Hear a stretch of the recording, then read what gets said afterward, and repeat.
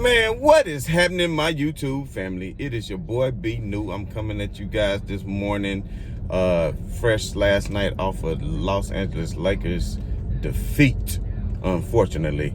And once again, now I'm not the one who always try to lay the blame at the feet of anybody. And I do believe in teamwork, making the dream work, and that team is an acronym for together everyone achieves more. And that's why I love sports. That's why I love basketball and football, because I love to see teams come together and just their will against the other team's will to see who is going to come out on top. And with all that being said, I'm very disappointed in the Los Angeles Lakers performance last night. But if I had to lay the blame at the feet of anybody, then I'm going to go ahead and lay the blame at the feet of Frank Vogel yet again, because, I mean, he's a great defensive coach. He's a great defensive coach. The Lakers, since he's been at the helm, the Lakers have been top 5 defense in the league since he's been the coach of the Lakers. But let me tell y'all something. Like, as far as his rotations, I do not understand what in the hell he be thinking about. So, before the game tipped off, I had made a post that Marc Gasol was going to be out due to COVID trace testing or whatnot, that somebody in this family may have had COVID and he come in encounter with them, and just for safety protocols, he was going to have to miss the game. But however, I had not heard about Kyle Kuzma until a little bit later, so I'm sorry for not being able to get that information out a little bit sooner.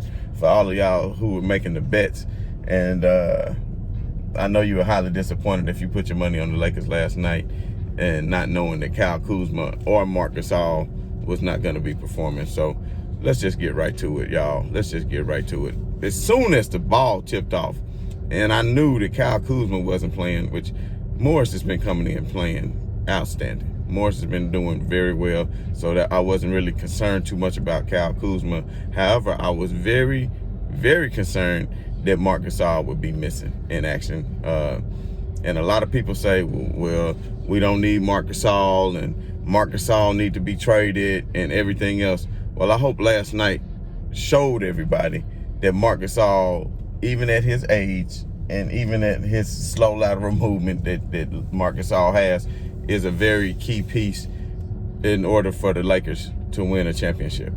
A very key piece. And Pelinka went out and got him for a reason, because there's certain things within the offense that they want to execute, and there's certain things that they want to be able to do on the defensive end that includes Marc Gasol in the game plan strategy. So with all that being said, when I saw the Montrezl Harrell was getting the start at center instead of Damon Jones, I immediately thought, what in the hell is Frank Vogel doing?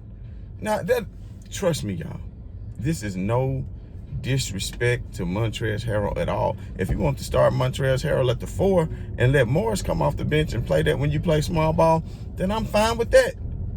But your starting lineup is Schroeder at point guard, then KCP at the 2, LeBron at the 4, Morris at the 3, and then Montrezl Harrell as your center when he going against Aiden.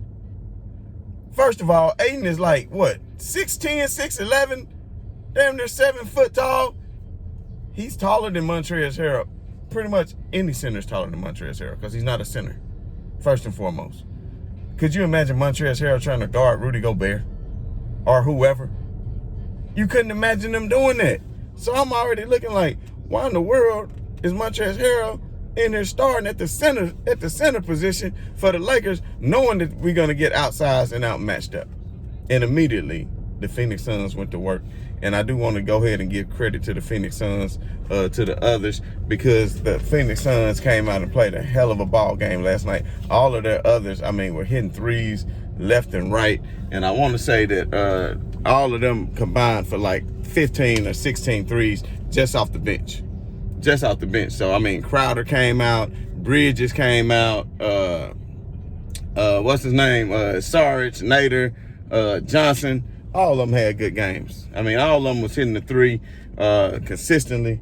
So you had five players. You had five players off the bench that was hitting the 3-point shot consistently, which the Lakers couldn't seem to do.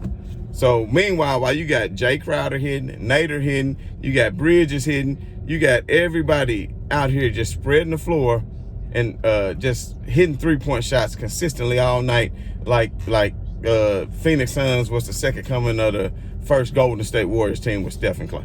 Like, seriously. And then meanwhile, KCP and Wes Matthews again come out and give you a combined 0 for 7 from the 3-point line. So they come out and give you 0 for 7 from the 3-point line. I don't know what the world is going on with KCP. He is in a hell of a slump. Now, we all know that Wes Matthews been garbage. He's been garbage the whole season. He's been scared to play. He act like he don't know what the hell is going on. He couldn't hit the damn ocean with a damn wrecking ball. He couldn't hit the ocean with a wrecking ball. He's so much of some trash, man. Throw Wes Matthews away. Wes Matthews, I will say, does give you some defense. Now, Wes Matthews does give you defense, but that's all fair and good. But we need a little bit more. We need a little bit more than defense from Wes Matthews. We need him to come out and hit threes. So you cannot sit up here and have Crowder, Bridges, Johnson, Nader, and Saric going off all for threes. By my notes, Jay Crowder hit 4 out of 5 for threes. Bridges hit 3 out of 6 for threes. Saric 2 out of 5 for threes. Cam Johnson 4 out of 5 for threes. And Nader 2 out of 3 for threes. So all combined, that's damn 15 3-pointers that they came and got you. Meanwhile, who was shooting threes for the Lakers that you could depend on? KCP, you cannot depend on him for shooting threes anymore. I don't know what the world is going on with KCP. He has got to get himself together. Wes Matthews, you got to get yourself together. And while I will say I place the blame on Vogel, I mean, those players did play terrible. But I will say the blame still has to be on Vogel, because you cannot line up Montrezl Harrell as your starting center when he clearly does not have the size. He doesn't have the size to guard Aiden. And then at the end of the day, he still was giving you the fight. He was still giving you points. He still has the experience to get you rebounds, but let him come off the bench. But then all of a sudden, you didn't play him in the fourth quarter of a tight game. You didn't even play him at all. But you giving Dudley minutes. You giving Milk Dudley, a Milk Dud. You giving Milk Dudley minutes. Why are you giving him minutes? I mean, what has he done to garner minutes? I mean, he old, he's slow, can't shoot. He go to the hole, he get his shit slapped out of there. Get that shot out of here every time. Why is Dudley getting minutes? I mean, by my notes, Dudley got damn 15 minutes or 16 minutes. Wes Matthews getting all these minutes. Why is Wes Matthews getting any minutes? Man, if the coach was smart, he would have had Damon Jones starting as the center. Then you could have had Treyas coming off the bench for him with the other unit to score, along with LeBron when he's on the floor, mixed match with the second unit. Why did Caruso not get enough minutes? When Caruso was finally hitting threes and making shots last night, you got in damn Wesley Matthews. I mean, are you trying to lose? Sometimes I be wondering, do Frank Vogel got a problem in Vegas? Like, is he trying to make his team lose? Did he have money on the Phoenix Suns? This man probably made $10 million last night, just by the way it looked. I'm like, what in the world is he doing? Like, that's pathetic coaching. That is very, very pathetic coaching. You cannot. And then, what's his name? Saric, the centers for them. Then when you did have Treyas in, okay, I understand that. You had Treyas in, and Saric is just too big, and he just giving them that work. He just giving them that work from wherever he want to on the inside. And then, you know what? You know what Vogel decided to do? Well, let me bring in Dudley. Maybe Dudley can stop him. Boy, I'm starting to think Frank Vogel got a smooth brain. Like, man, let LeBron coach. I mean, I don't understand. Damn, do he got to coach and be the best player on the team too? Like, what in the world? I want to know, what in the world are you doing? You bring in Dudley. So now Dudley coming in and Saric just giving him that work. Drop, back step, boom. Up and under, boom. Back him down, boom. Around the corner, hook, boom. Then he coming out. Saric hit a couple of threes too. And that's why I'm telling you, you need Marc Gasol, because that is a big body. You might not consider him a rim protector, but when you got a big body that occupies space in the paint, he might not have the athletic ability to jump up and take it, but he still get his shares of blocks a game because Marc Gasol know when to come from the weak side help, when to get blocks, when to meet you at the rim. He's a very high intelligent player. Then he's going to get you those assists on the high pick and roll. Marc Gasol going to get you a few assists a game, a few little points a game. He was just starting to feel his threes. He's just starting to feel his threes. So I'm telling you all that Marc Gasol is a key component for the Lakers, whether you want to believe it or not. And last night the proof was in the pudding. Because if Marc Gasol plays that game, you could have not had Kyle Kuzma. You could have went without having Kyle Kuzma and still won the game with Marc Gasol. Trust what I'm telling you. Because Marc Gasol would have took care of Aiden as far as he got to do to slow him down a little bit. And he would have took care of Sarge. He wouldn't have been letting Sarge just come in and just back him down and do whatever he want with Will. Like Sarge looking like Jokic out here or somebody. Come on, bro. Come on now. Sarge out here looking like Jokic. And the damn coach up here putting in Dudley. And then didn't even give Markieff Morris any minutes in the fourth quarter. Like, why not in a close game? I'm going to tell y'all something. I dozed off a little bit in that fourth quarter after Devin Booker got put out in the third. I said, oh, okay. The Lakers got this. I was struggling, y'all. I had a rough night the night before, so I was struggling. I said, I got to stay up and watch this. I dozed off for a few minutes. I looked up, what the hell is going on? And why the hell Markieff Morris ain't been in the game in the fourth quarter at all? Like, what is really going on? LeBron James come out and drop 38, and you still have a losing effort. And the thing about it, their best player got put out in the third quarter. And speaking about that punk Devin Booker, I gotta talk about him. Because I'm a fan of Devin Booker, but I'm going to have to go ahead and call him a punk for the game because last night he pulled some punk moves. And, of course, all the haters across the internet were saying LeBron James got Devin Booker kicked out. LeBron James complained to the refs. Next thing you know, Devin Booker got kicked out. Man, listen, it doesn't work like that. Players can't go to a ref and have another player kicked out. Come on, man, be serious. I be wondering what the hell going on in y'all smooth brains to make you think that LeBron James got that much power that he can get another player kicked out. First and foremost, let me get to you the reason of the dirty play that Devin Booker did that should have been a flagrant in the first half that actually should have been a flagrant too that should have put his ass out of there immediately. So I don't know if everybody saw it, but let me just break down the sequence of events. So I want to say Damon Jones was in the game and he was setting the screen and he stepped back and he accidentally steps on Booker's foot or clipped him and tripped him on an accident, and Booker got tripped and fell to the ground.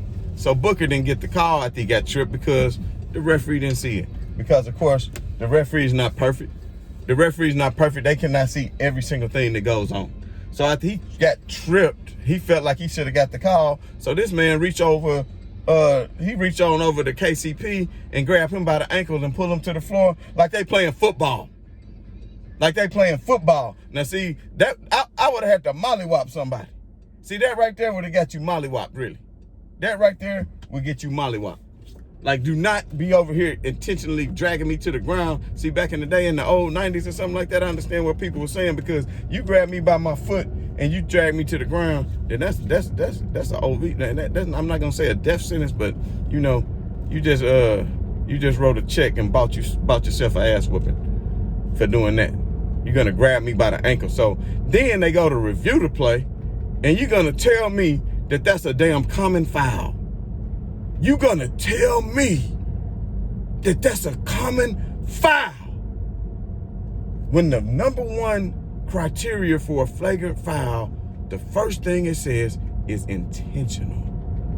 You have intentional, you have malcontent, and you have excessive force. When you have those three all together, you get a flagrant 2. But if you have any one of those three, then normally it's going to get you a flagrant 1. And for them to go and watch that replay and see Devin Booker was pissed that they missed the call and that they actually came back. And when they came back, they sat up here and had a call for a common foul that was ridiculous. I'm sorry, y'all. The cops was right there clocking me on my speed, so just had to make sure I wasn't speeding, but it got me off my train of thought. But like I'm telling you, that is some BS all the way around, because that is not a common foul. And the referees basically said, well, we missed the shot. We missed the call, So since we missed the call, he deserved to grab this man by the ankle and pull him to the ground. Now, what if this man would have got hurt like that? What if he would have got hurt like that? So then, a few plays later, Devin Booker gets a steal. He gets a breakaway steal. And when he gets that breakaway steal, he going down to the basket. And KCP jumped through the air, and he going for the ball. But he touched him up a little bit. But you know what? Had that man would have grabbed me by my ankle and dragged me to the ground, I would have touched him up a little bit too. So then, they're going to go review that and call that a flagrant one. And I hate to say this, Lakers fan and Lakers Nation, but I kind of wish it would have been a flagrant 2, just to get his sorry ass out the game. It should have been a flagrant 2. Dang, I just saw a big old fox. Wow, that was pretty cool. But anyway, a flagrant 2 to get him out the game. And then we wouldn't have to deal with such trash, but maybe not, because then dumbass Vogel would have had Jared Dudley in our game, or Wes Matthews or something like that. So, man, I'm just trying to figure out what in the world is going on. What is the thought process? What is the thought process for Frank Vogel and what he's doing with his lineups? Like, to me, it's just plain ridiculous. And then for Devin Booker, so then that's really what got Devin Booker going, because once he got the flagrant and hurt his little elbow and got his little wood burn, you know, then that kind of upset him. So he got to going. Next thing you know, Devin Booker, foul, got it 2 more. Boom, come down. He used to start making his way to the lane. So then LeBron said, okay, if you can do it, I can do it. So LeBron was giving it back at the other end, and they was kind of going back and forth. And I said, man, this is going to make for a good game. And as crazy as this sounds, then I think that if Devin Booker wouldn't have got put out of the game later on in the game, that the Lakers might would have won. Probably would have won, only because of the way the game was going and the back and forth of one another. But I think once Booker got put out, that gave this Phoenix team a sense of urgency, and they wanted to get one for Devin Booker. So they really tightened down and was really pulled together and played extra hard and was able to pull out that victory. But also that led to what's his name, Saric. That led to Saric getting a little bit more playing time because of Booker being out. And with Saric getting all that playing time, man, he was just dropping points all on everybody's head, because dumbass Vogel was too dumb to bring in a real center, Damon Jones. I know he's just on a 10-day contract and might not know the offense and defensive schemes that well, because he hadn't been there that long. But at the end of the day, you put a body on a body. It's basketball, y'all. It's not rocket science. So I'm still just trying to figure out why Damon Jones didn't get the necessary playing time that he should have got. To me, it was just bogus. And I think Frank Vogel, you know, maybe his mind need a rest. Maybe the All-Star break would be good for him too, because I just don't really think that he is coaching at a good level right now as far as what his rotations are. To me, it's just been terrible. So with that being said, I don't know if anybody else heard this or not, but LeBron James didn't get on the team plane last night and travel with the team down to Sacramento to finish the first half of the season off before we get into the All-Star break for some much-needed rest. So LeBron James finally is going to take a game off. I guess the Lakers feel like they can still beat the Sacramento Kings without Marc Gasol, LeBron James, and probably Kyle Kuzma. I don't know if he'll get the nod tonight, considering how short-handed they are, especially if without LeBron James. I can imagine that the Lakers might just probably lose this game again, but I don't think they really care. The Clippers kind of dropped off and the Lakers kind of dropped off. I think the Lakers know when Marc Gasol is healthy, Dennis Schroeder's healthy, and Kyle Kuzma is healthy, that they can just play with probably any team in the league. Even when they don't have Anthony Davis, they can still play with any team in the league. Can they win a championship without Anthony Davis? I doubt it. Can they win the West without Anthony Davis? I do think they can beat the Clippers in the series. I do think they can beat Utah in the series. We saw Utah fall to Miami the other night. Once you get in a series and you start working schematically against the other team, then you can start to see what you can do. And I think that the Lakers still have enough firepower if KCP can play right, and if Wesley Matthews, I please get rid of him by trade deadline, but I don't know who the hell would want him. I don't know who would want him. So maybe eventually he can get out of this slump. Maybe an All-Star break, he can just get in the gym and maybe get a rhythm or do something. Maybe somebody just need to talk to him to build his confidence up. I mean, I really just don't know what it is. But at the end of the day, man, that boy got to do better. He has to do better, or either he just has to get no playing time. I mean, get Caruso the rest of his minutes. because I want to say Caruso only had about 15 or 16 minutes, and then you giving Dudley and Wes Matthews the same amount of minutes. So anyway, that's pretty much it for the Lakers. I don't know if anybody saw the other game. I'll touch on that for a minute, but Jokic did his thing against the Milwaukee Bucks last night. And Jokic, I want to say, dropped about 32, 11, and 10 with the triple dub last night on the road in Milwaukee. They 3-0 on their current road trip right now. And to me, that just kind of shows you how much better the West is than the East. And I know it's just one game, but at the end of the day, for Jokic and the Nuggets just to put that ass whooping on them the way that they did, I just feel like that in a 7-game series, Milwaukee would never have what it takes. Milwaukee would never have what it takes to beat the Bucks.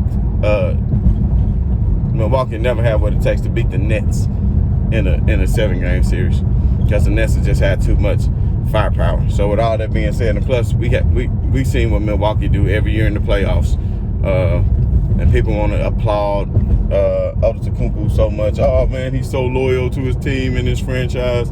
But look what his team and franchise keep giving him. His team and franchise, what they give him. They got Middleton, but they end up add Bledsoe, and you get rid of him, and you bring in Drew Holiday. Now these some great complimentary players, don't get me wrong. But look what the Nets go out and get you. James Harden.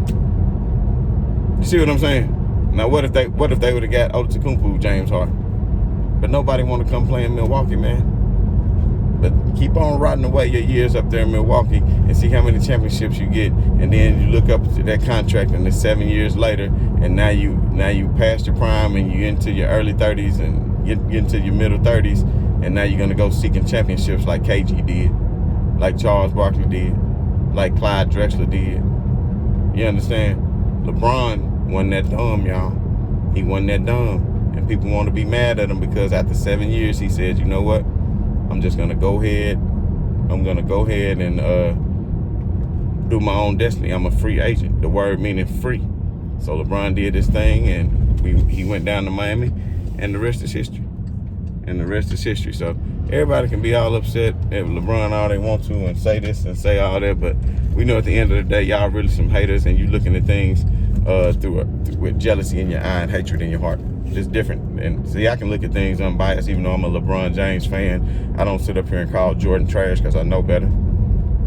You know, I had somebody tell me who was talking bad about Larry Bird and talking about, man, this was the 80s. And then had somebody else talking bad about Wilt Chamberlain, you know, in some group on Facebook or something. They was talking about Wilt Chamberlain, you know, was trash because he played in the 60s and all that. And if you don't know anything about basketball, please be quiet. Please be quiet. If you're not a knowledgeable student of the game, please be quiet.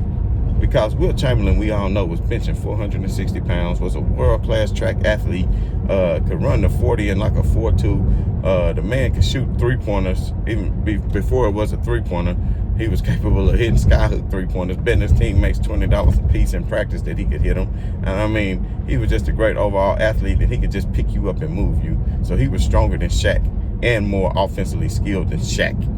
And speaking of Shaq, I don't know if anybody saw the post game last night. It kind of seemed like there was a little friction between Shaq and Candace Parker. And Candace Parker knows her basketball. She knows her basketball. And she was dropping some knowledge last night. And Shaq seemed like he was getting mad when they was talking about rotations, and he was saying pre-rotate. But the thing, like she was saying, is that corner three is going to hit them every time, because now the NBA, you just had too many shooters. And Shaq told them, no, they don't. No, they don't. Ooh, what team? Not every team. Shaq, hush, man. The league has changed, and what she's saying is right. Now, maybe in your day, when you swing it around, you're not going to have that many people capable of hitting the three. You know, the Kings kind of revolutionized that. To me, really, the Kings was doing that and revolutionizing the three. But anyway, I don't want to ramble too much. We all know that the Lakers, LeBron is taking the night off, so I'll still come at you guys tomorrow with a breakdown of whatever transpires tonight. So anyway, once again, this is your boy B New. I'm saying right on to the real. I'm saying much love to the haters. I'm out.